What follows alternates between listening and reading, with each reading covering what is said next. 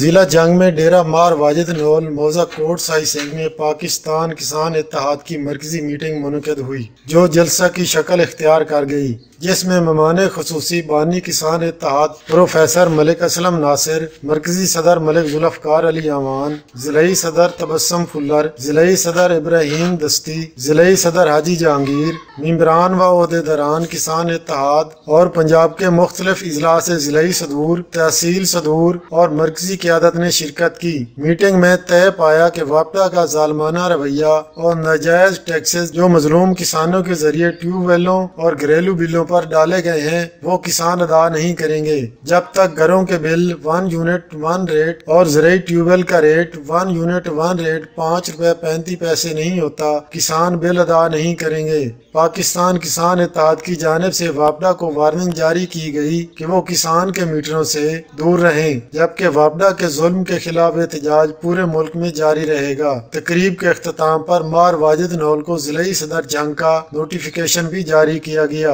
اپنا بل دیں گے، ان چوروں ڈاکوں کا ہرگز بل نہیں دیں گے، جو ہم استعمال کرتے ہیں وہ بل دیں گے، ان کا کبھی بل نہیں دیں گے۔ دوسرا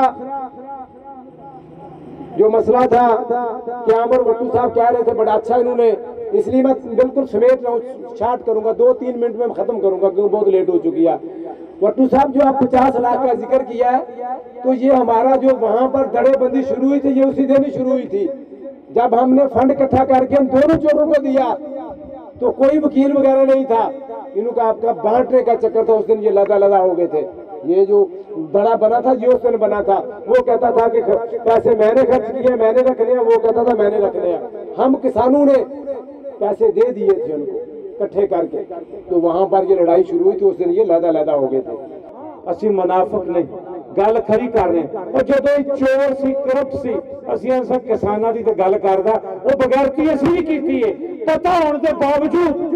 اسی بھی ان کی امداد کرتے رہے، کئی پرچیاں چوں کڑایا، جڑا رفیع نے کروڑاں چ کیتا جی وہ سانو علم سی، اور اسی بھی منافق نکلے، اسی دی حمایت کیتی، تھانے چ کچہری ہر جگہ تے۔